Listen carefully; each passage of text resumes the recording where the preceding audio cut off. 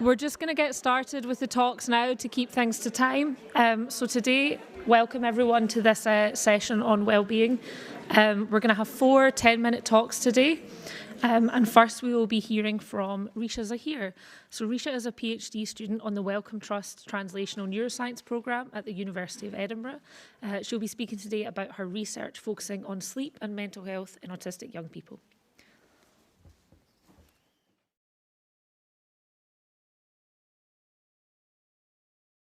Thank you all so much for being here, and thank you for the introduction, Heather. So I'm just going to take you through the work that I've been doing in my PhD to break down the relationship between sleep problems and mental health, specifically in autistic young people. So I just wanted to start by making the point that sleep and mental health are inextricably linked. So we probably all know from our own experiences the day-to-day mood changes that might come with, missing a night or two of sleep. But on a larger scale, chronic sleep deprivation is associated with serious mental health issues like depression and anxiety. And we know from research that sleep and mental health have a bidirectional relationship. So sleep influences mental health, and mental health also influences sleep in the same way. And the other thing I wanted to point out is that poor sleep and poor mental health can both have very similar negative impacts on your health and overall quality of life. I've just listed some of those here, and there are many more. And the point I'm trying to make here is that there's a lot of merit in considering sleep and mental health together when it comes to research and when it comes to healthcare. And this is especially important for groups such as autistic people who experience a higher prevalence of both sleep and mental health problems compared to the general population. So how exactly does being autistic fit into this picture? Well, we know that sleep problems are common in autistic people. 50 to 80% of autistic children and up to 54% of autistic adults are estimated to experience sleep problems. And the types of sleep problems we see in autistic people change over time. So earlier in life, we see issues like sleep anxiety and frequent awakenings more frequently, whereas later in life, we see delayed sleep onset, daytime fatigue, and short sleep duration more often. So what exactly are causing these sleep issues? What do we know about what's driving them? Well, research has identified a couple of different factors. So I've listed some of these here. This includes anxiety, sensory sensitivities, for example, sensitivity to touch, circadian rhythm disturbances. So this means changes in your natural rhythm that aligns your sleep-wake cycle with the daylight cycle of the Earth. And also differences in neurotransmitter levels, for example, of melatonin, which is a hormone that regulates your sleep-wake cycle. But the issue with this evidence so far is that there are inconsistencies in findings across studies. And this really limits our understanding of exactly what's going on. One reason for these inconsistencies could be a lack of longitudinal evaluation. So for a lot of the studies that identify those factors that I just told you about, they only looked at one snapshot in time. So for factors like anxiety or sensory sensitivities, we would really need to look at changes over time in order to see if it's causing sleep problems.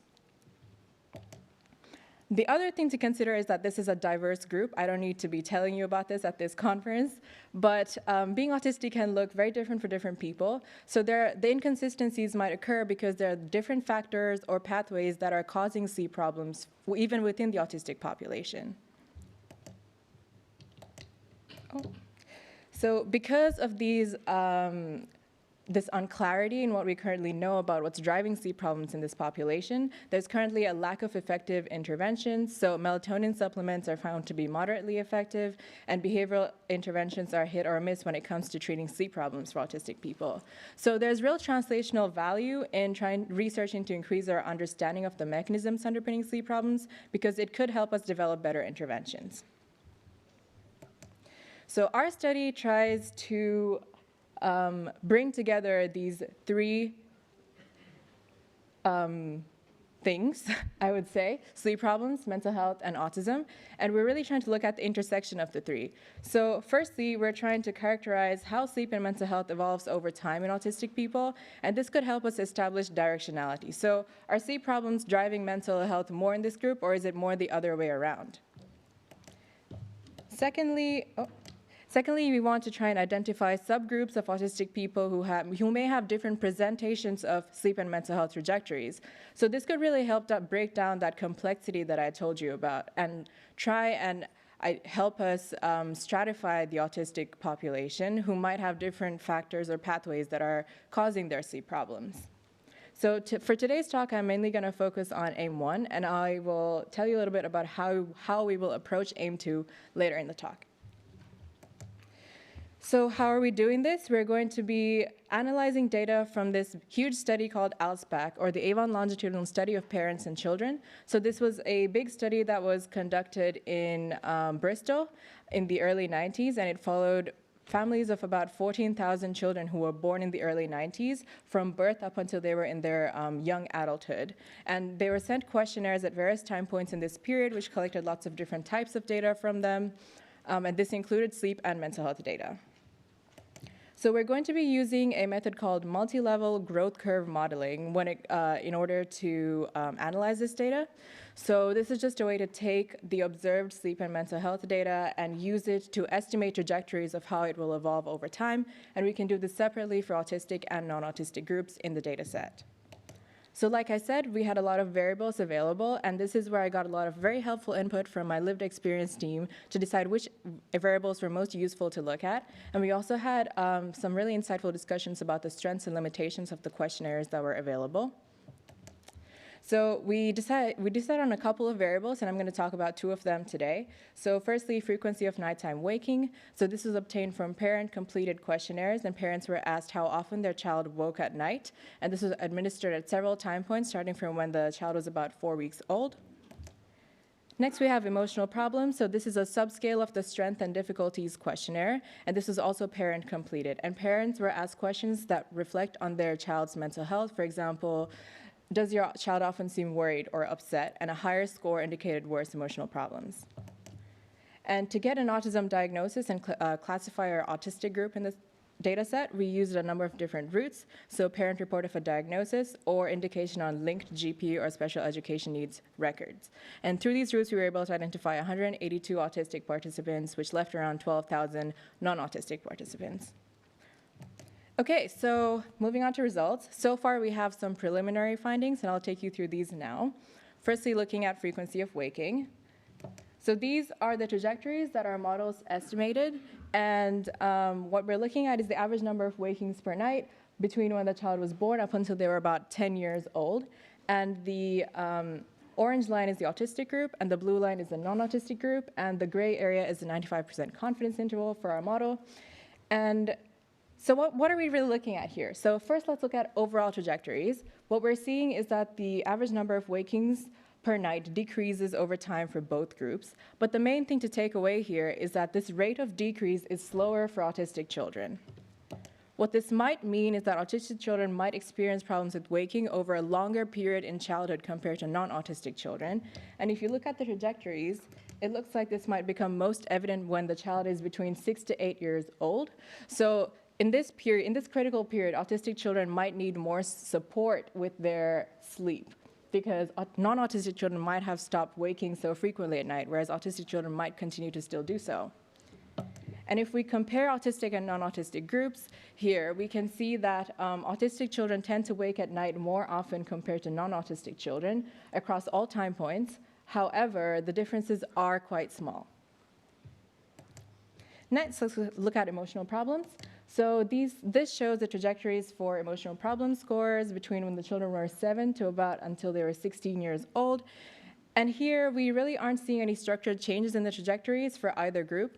Now, this could be because the emotional score remains pretty stable over this time period for both groups. But it's worth noting that we only had 3 time points available for this measure, and we're looking to add more time points of data. So once we add the other time points, the trajectories may or may not change. And comparing the autistic and non-autistic groups, here we see that autistic children score about 1 point higher on the emotional problem scale. However, this is still considered to be an overall low score on the SDQ scale.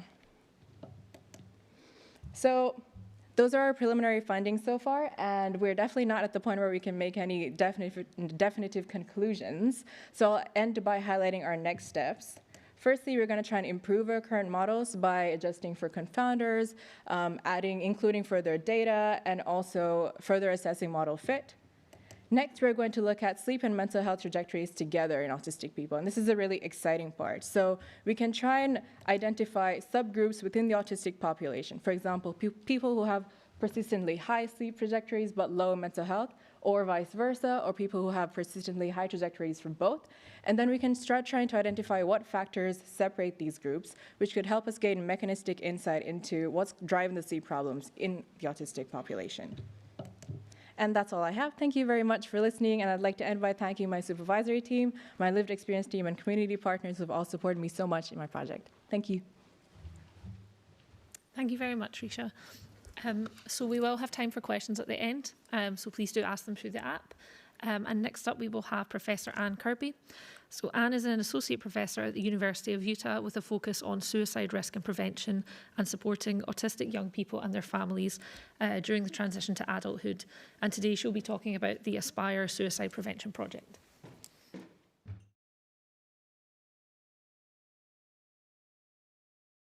Thank you very much. Okay. So yes, thank you so much. I'll be talking today about an in-progress study about interviews with autistic adults about suicide risk and prevention. My slides are not, there we go. My name is Anne Kirby, and these are the rest of the authors on my team, and 8 of our team members are autistic community members. And we have funding from the National Institute of Mental Health in the United States.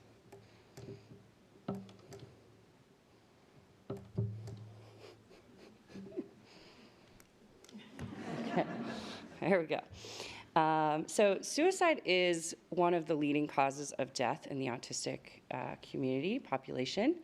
Several epidemiological studies from the US, from different Scandinavian countries, and from Australia have shown that autistic people are more likely to die by suicide than non-autistic community members. Suicidal thoughts, actions, and attempts are also even more common.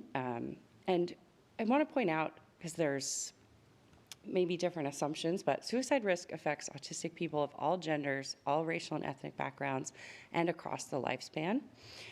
Actually, children as young as 5 who are autistic have been known to die by suicide. And so this is relevant to kind of the whole autistic population. And research on suicide risks and suicide prevention is a top priority of autistic community members, according to surveys. And so this is a really important topic for the community. And so while there's been studies of sort of the existence of suicide risk and epidemiology and also surveys that have looked at possible reasons why, we really wanted to start kind of at the ground level and do in-depth interviews to sort of understand from autistic people's perspectives what has contributed to their suicidality, what has supported their mental health, and what ideas they have for autistic suicide prevention. So like I said, this is an in-progress study, so I'm only going to touch on our preliminary findings from the first question in the presentation today, but I hope you can kind of keep a lookout for our future findings once we have them. And so we're doing this study in using a community-based participatory research approach in partnership with autistic adults, and we're doing that through an organization called Aspire in the US. So Aspire was founded in 2006, which I will point out to everyone who, if you think like me, you'll be surprised, that was 17 years ago, and that's at Portland State University. And it was founded by an autistic community member and a non-autistic scientist or clinician. The autistic community member is now an autistic scientist, but that was not the case when it was founded. And they conduct community-based participatory research to work on topics that are important to the autistic community. So all the studies are conducted in collaboration with paid community partners.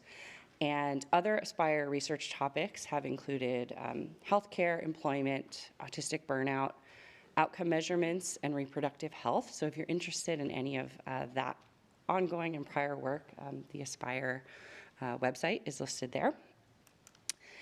And our project is working with, we call it the Aspire Suicide Prevention Project.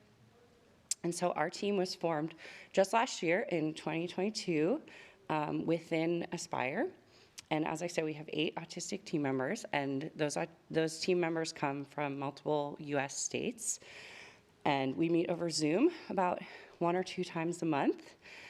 And we have team members that participate in meetings in a variety of ways that work for their communication style. So speaking, typing, and or with communication supporters. We have live captioning at all of our meetings. And we always send all of the things that we're going to talk about at meetings ahead of time. And so all of those things are just kind of aspects of how we work together that make the process work for everyone involved. We also do what's called the finger count consensus decision-making process to make decisions as a group. So every decision that we make about this research is made with the team.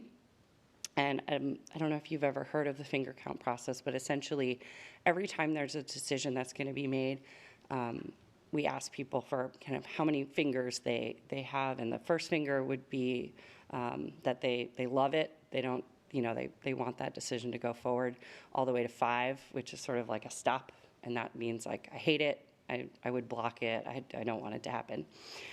We usually don't call for a finger count unless people are already feeling pretty positive about things, so we don't see the 5 very much, but people always have an opportunity to kind of weigh in on every decision, and we make decisions as a group that way. Here's just a snapshot from one of our Zoom meetings. So you can see our team. Everyone's very happy to be part of it. It's been great to work with them. And so for our interviews for this study, we had a variety of formats offered. So most participants decided to participate over Zoom, but phone was also an option. Some people decided to do it via text chat, so we still did that in Zoom, but just in the text box. And then some people chose to do it asynchronously over email. So the synchronous interviews lasted 1 to 2 hours. The email, people could take the time that they wanted. The questions were sent to participants in advance, and we also sent them information about crisis and mental health resources that were, those resources were developed with our team as well. Our interviews were semi-structured, and they were tailored based on responses to an online survey, and they were adjusted throughout the interview based on participant responses and style. And I did all those interviews myself. So we've interviewed 16 autistic adults who had either professional or self-diagnosis. We interviewed people from age 18 to 68 and an average age of 39 years. We had people of a variety of genders, and I just want to point out that these do not add up to 100 because some people identified within multiple gender categories. And we also had people with a variety of racial and ethnic backgrounds, with over a third of the sample identifying with more than one race. So a lot of biracial and multiracial people. 69% of the sample identified as LGBTQIA+, and most of the sample primarily uses speech to communicate. We had one deaf participant who uses ASL, and we didn't have any non-speaking people, even though we worked pretty hard to recruit them. We didn't have much luck in this study. So to give you a sense of our preliminary results about what has contributed to experiences of suicidality, a big thing that we're hearing: discrimination, stigma, and shame. Participants talked about the pressure to conform to neurotypical expectations, which contributes to masking, which I know we've heard a lot about at this conference, and also experiences of exclusion.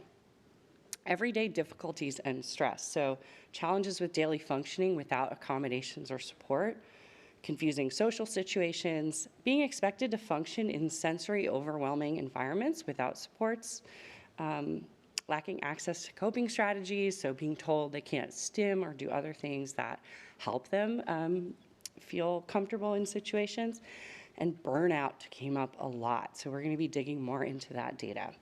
Traumatic life experiences also came up, which is common in suicide research generally, so experiences of abuse and other traumas.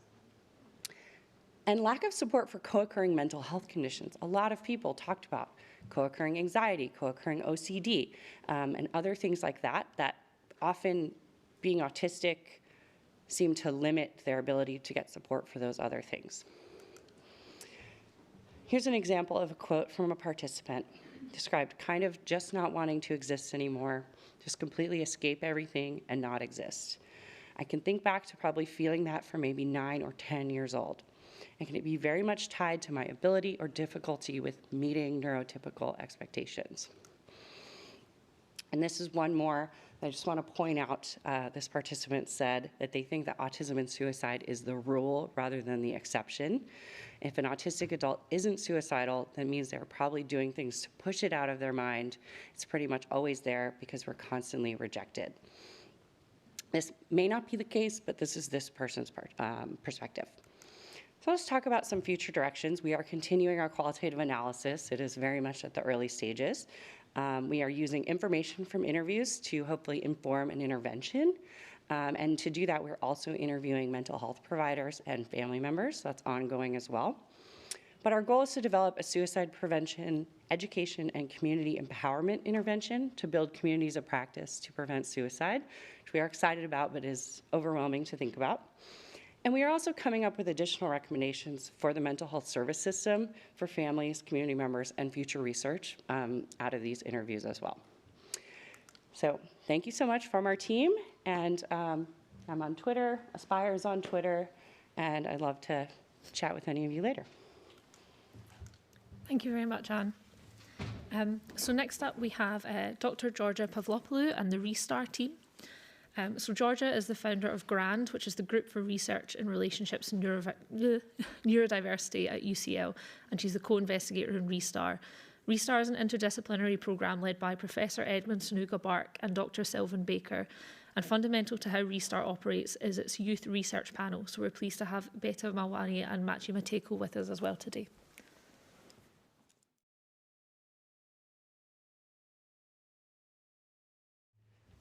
It's a great pleasure to be here today, presenting aspects of the work we have been doing with Restar team.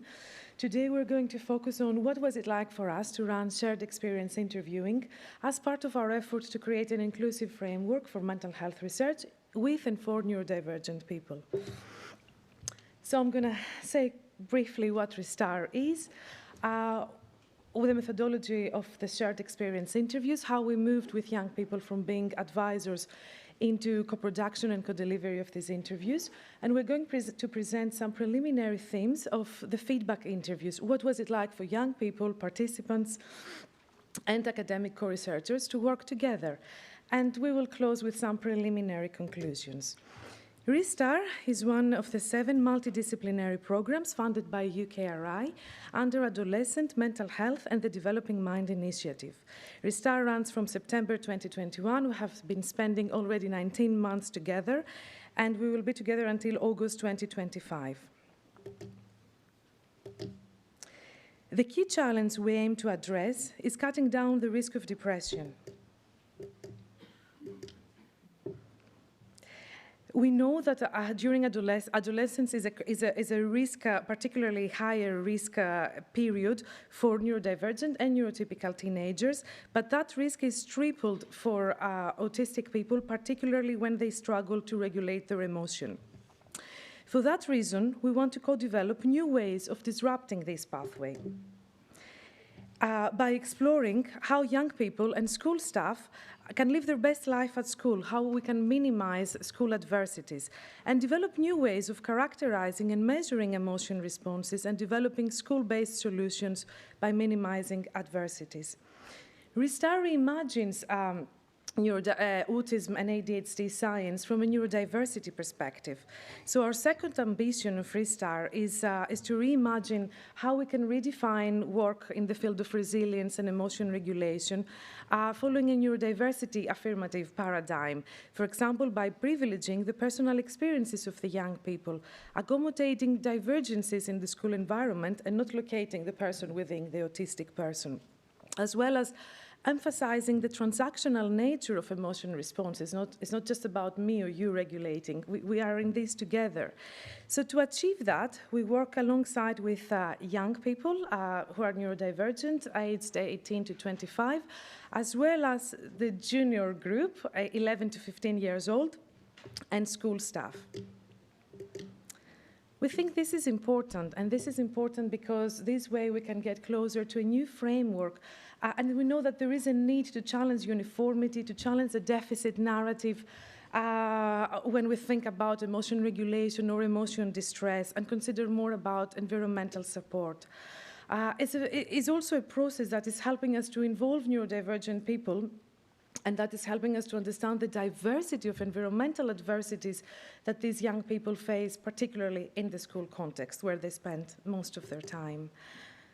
We're hoping that by co-establishing research priorities and methodologies within Restart with young people rather than working on or for them, then we maximize the possibilities for translational research that may have a greater real-life impact in areas that they have chosen for themselves. We're also involving panels of school teachers and school staff to make sure it can actually have some implications. So over to B to tell us over to Mati to tell us a bit more about the methodology.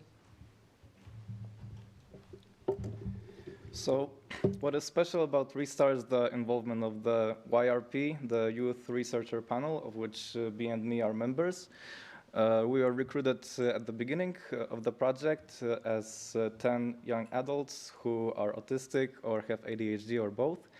And in this slide, I'm going to show you steps we took to co-produce and co-deliver a study in which we interviewed neurodivergent students about their emotions. First, we co-produced the interview schedule. And among other things, we created video vignettes, which are scenarios of situations which might be emotionally difficult for neurodivergent young people. And we use them to help the interviewees reflect on their emotions. We had a co-interviewing training, we had a mock interview session, and then 6 of us in the panel co-delivered actual interviews with 12 young people. And we were paired with 2 academic researchers to do this. And the young people were aged between 11 and 15 years old. After each of the interviews, we also had short feedback interviews with each person involved in the interview. And the findings from these feedback interviews are our main focus in today's talk.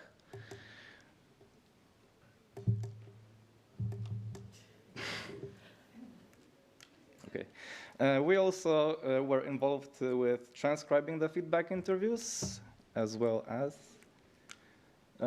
thematic analysis training and thematic analysis, which we are conducting right now. We are meeting regularly to discuss our codes. And these are the overarching questions for us in this study. What is it like to co-deliver interviews with academic and youth co-researchers, where at least one is neurodivergent? How is it like for participants? How is it like for us as the youth co-interviewers and for the academic co-interviewers? What were the opportunities and challenges there? And now B will say something more about the themes from the feedback interviews. Thank you. So the themes are broken down into 3 different sections, and each of them will contain some quotes to elucidate them. So first, to look at the participants' experiences, the key theme that they highlighted was a sense of feeling understood, which I think is particularly important in a population that often feels very alienated from others. Another thing they highlighted was feeling safe and interested to answer. Some said that this was because it was a neurodivergent space. They felt that the pacing and the questions were appropriate for them. We all spoke the same language, so to speak. But some also felt that this may have been due to the fact that there were 2 researchers present, so the chance of being misunderstood was reduced because of that.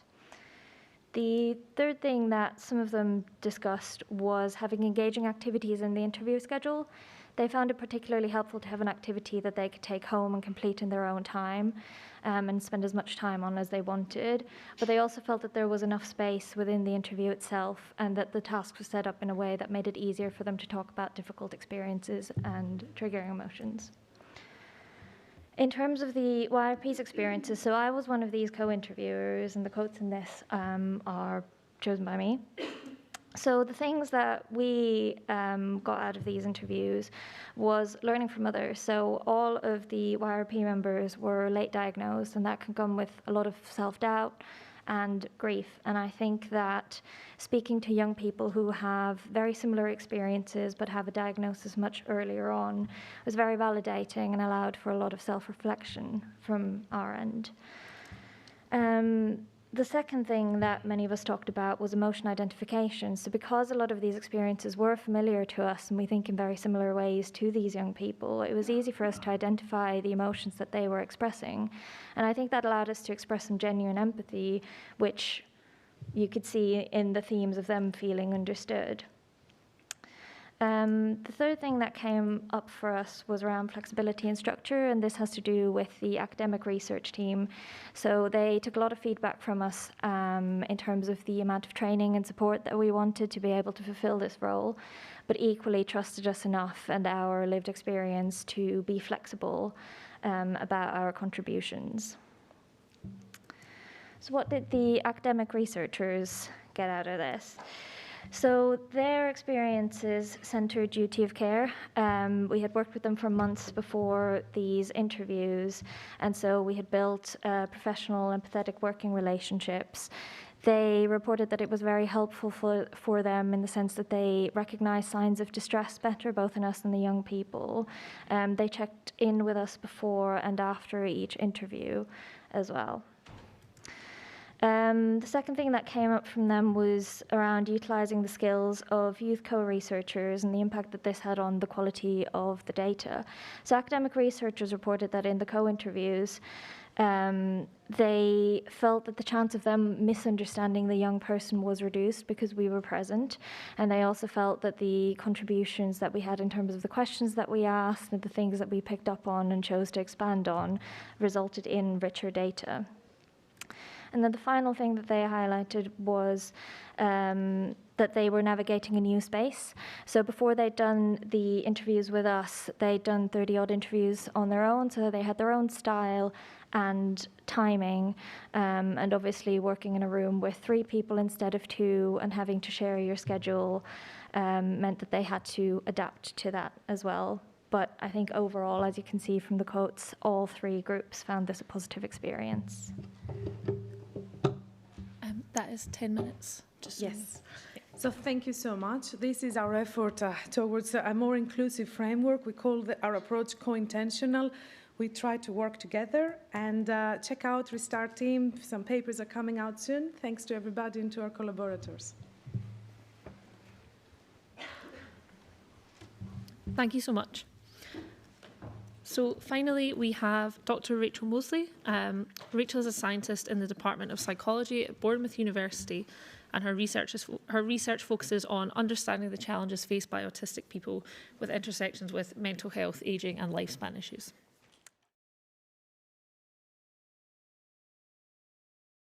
So much for coming to listen to this talk. I really want to start some conversations today about menopause. Specifically menopause in neurodivergent and autistic people. So the work I'm presenting today was funded by the Social Sciences and Humanities Research Council of Canada, a grant awarded to Dr. Miranda Brady at Carleton University, presented by me, Rachel Moseley, and conducted by us and our team of community research associates and academics. So to start off with, why do we need to talk about menopause? I'm going to start by taking you back to a time in your life you may not want to remember. Puberty. Your body changing in ways that you couldn't control. Your mind changing. Hormones, mood swings. Let's face it, it sucked, didn't it? It sucked. Menopause, like puberty, is a reproductive transition point, or what psychologists sometimes call a biopsychosocial transition point. So women and people with ovaries, when they reach 40s, 50s on average, enter a stage where they no longer produce enough estrogen and progesterone to maintain a normal menstrual cycle. So estrogen and progesterone are sex hormones, but actually they do all kinds of things, and they're part of a very delicate balance.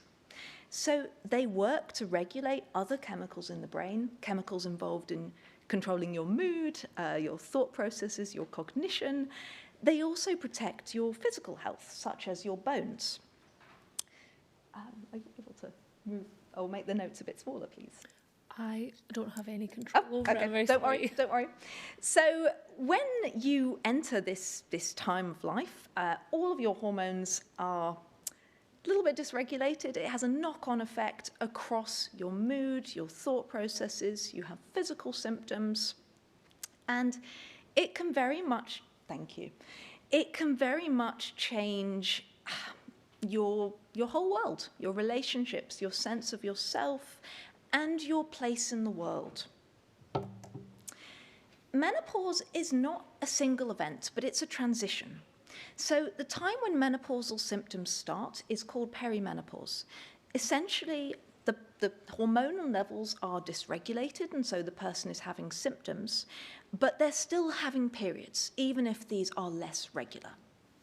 When a person hasn't had a period for 12 months consecutively, we say that they have passed or reached the menopause, or they're postmenopausal. They can still have symptoms even after they've finished the menopause, though, and all in all, this whole stage can last 10 years or so. It lasts a long time. So what's it like for neurodivergent people when they're swimming in this kind of chemical soup? The worrying thing is we don't know. Very little is known about it. We conducted the first work on autistic menopause at Bournemouth University, and we found that this could be a crisis point for lots of autistic people. So remember that many of us already struggle to regulate our emotions. We already struggle with brain fog, executive function, cognition, coping. And our first work really highlighted that this could be a crisis point, but also that there are so many questions unanswered. And chief among them was, what supports do neurodivergent or autistic people need? And this is where Dr. Brady brought our team together for a much larger study. We are Canadian and UK. We have diverse backgrounds and skill sets with community research associates and some academics, some autistic, some non-autistic.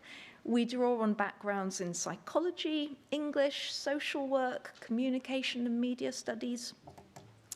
And the main aims of our project are around understanding how autistic people experience menopause, how information about menopause can be accessibly conveyed, and how autistic communities can meaningfully guide research in this area.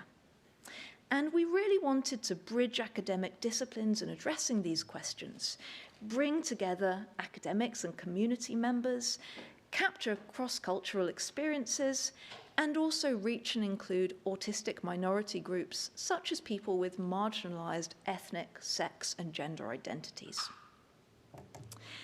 This is a multi-stage and multimodal project, and so we started with, online focus groups.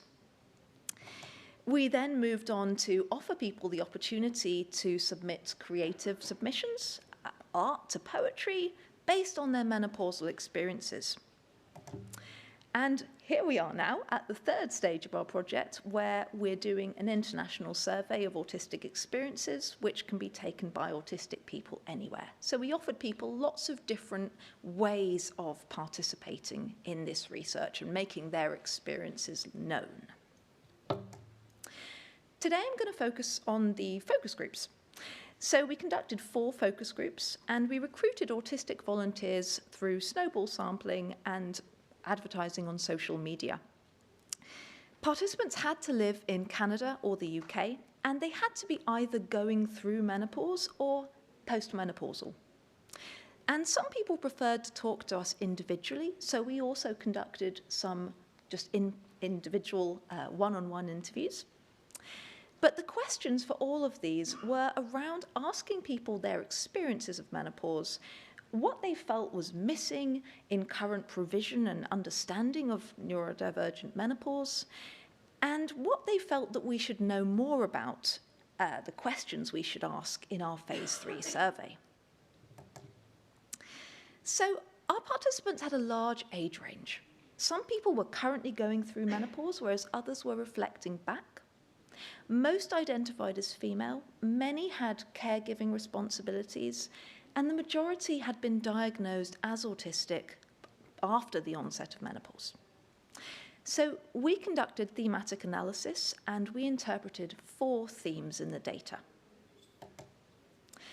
Common theme across participants was lack of information and preparation before going into menopause, difficulties finding and accessing information, and how disempowering this was for them.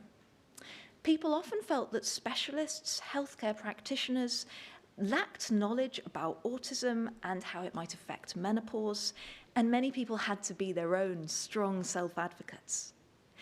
They often felt very alone and disconnected from other people. And when hearing each other's experiences, one participant commented, "It's such a relief having that sense of community, that sense that I'm not alone in this, I'm not weird." People described numerous barriers to support and care. Many were reluctant to start seeking help because they knew there would be long waiting lists. There might be repercussions on other things in their lives, like custody battles for children. They might have experienced invalidation and trauma in healthcare previously, especially if they had marginalized characteristics like sex and gender minority identities. And some people actually went private to get help, but many couldn't afford to do this. So people had difficulty accessing healthcare when they did try. When they finally did get in front of a doctor, people often reported feeling misunderstood, ignored, dismissed, invalidated. Often they would struggle to describe what was happening to them. Could you move that? And doctors often didn't believe them when they pointed out their difficulties, that these could be related to menopause. Some found that their doctors were very reluctant to prescribe HRT or even flatly refused to do so. Would you mind just moving the notes down for me, please? I can't. You can't? It's not me, it's Sorry, I didn't know that. Yeah. So sorry. people really struggled with this. And after the appointment, people also struggled with the knowledge, well, that there was nothing there. There was no further steps. They went on another waiting list and they would be helpless, often in chronic pain and really suffering, but they had no idea when they'd get help. Many people described symptoms that were complex, more intense than might be expected with menopause, compounded by isolation, lack of information, lack of support, and by neurodivergent features like sensory sensitivities. So some people reported burnout and suicidality. And people talked about how menopause arrived at the cumulative point of many years masking, struggling to get support, being traumatized by the support they received.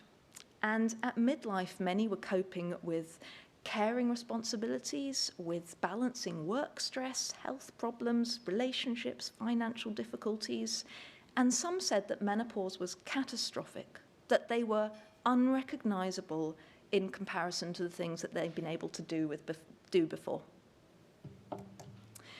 Research in this area is really in its infancy, and support is even far behind that.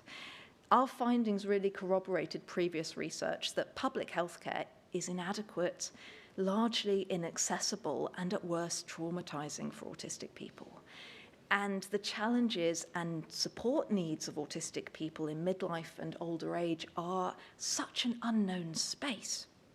We argue that these are an absolutely critical target for future research and support because they can be times of crisis. Thank you so much for listening. Thank you so much for our wonderful participants, and I'm leaving you with the amazing words of one of our creative submissions. Thank you. Yeah, so I've got a few questions coming in. So one of the questions is for Reesha. Have you noticed autistic adolescents struggling with vivid dreams or nightmares? That's a really interesting question. Sadly, so one of the issues with working with big data is that you really don't have much control over the variables that you have access to, because this data was obviously collected a long time ago and I wasn't involved in the study that collected it. So that would be something that would really be interesting to look at, but we don't have data on that in this data set. And there are other important variables that I think we are actually missing out on because they haven't been collected in the data set. But we're hoping to address some of these gaps by supplementing this big data study with a smaller scale study where I will collect my own data on sleep and mental health and work with my lived experience team to decide which are the best variables to include. Thank you.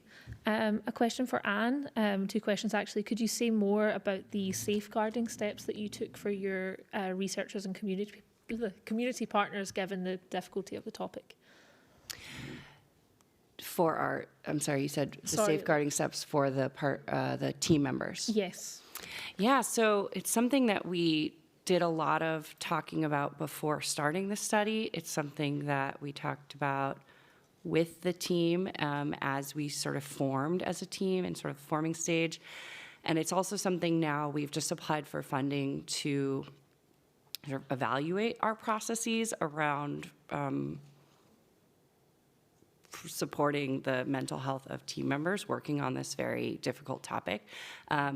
Most of our team members have experienced themselves with suicidality. That's why they're interested in the topic, but it also creates, questions around, making sure that the research is not doing them harm. We came at it from an approach of autonomy and self-determination, and so being really straightforward and clear with folks about potential risks, but letting them make decisions about if they want to participate, to what extent they want to participate. We don't do sort of generic content warnings like, we're talking about suicide in this meeting, because every meeting the topic of suicide comes up. Instead, we try to do very specific content warnings. So today, someone's going to talk about, we're going to have quotes that have to do with sexual assault. If you don't want to come to the meeting, if you don't want to look at the materials, that's your choice.